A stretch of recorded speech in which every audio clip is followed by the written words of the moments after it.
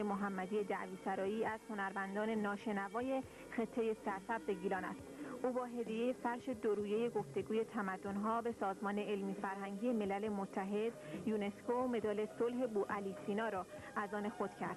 او درباره مشخصات این فرش میگوید: این فرش با نام تمدن و توقعش دارای پیام‌های گفتگوی تمدن‌ها به پیکر تمدن‌ها بود که به ابعاد 1998 میلیمتر در 1998 میلیمتر، یعنی سالی که طرح گفتگو تمدن‌ها در سازمان ملل تصویب شد. این فرش دارای 201 رنگ، هر رنگ به معنای یک دهه و در طرف توقعش 3,800,000 گرفت، در طرف تمدن 4 میلیون گرفت. یعنی اینکه باید سعی بکنیم ابزارهای توقعش را در جهان در اقلیت قرار بدهیم، همینطور بحث و گفتگو ابزار تمدن‌ها را در اکثریت قرار بدهیم.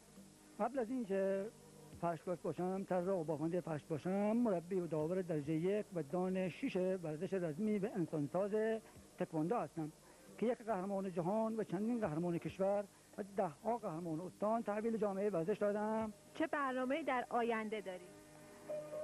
پس از موفقیتی که در یونسکو به دست آوردم، طرحی که از قبل در ذهنم بود و روی کاغذ آورده بودم با نام گفتگوی ادیان که امیدوارم مراجع مربوطه کمک کنند تا بتوانم پس از این موفقیتی که با دریافت مدال همراه بود، طرح گفتگو ادیان که شامل 124,000 پیامبر و همه موضوعاتی که حول محور گفتگوی ادیان هست به پایان برسانم و به یونسکو ارائه بدهم تا بتوانم به سهم خودم اذهانی را که در جامعه جهانی به ضد جمهوری اسلامی پاکسازی کنم.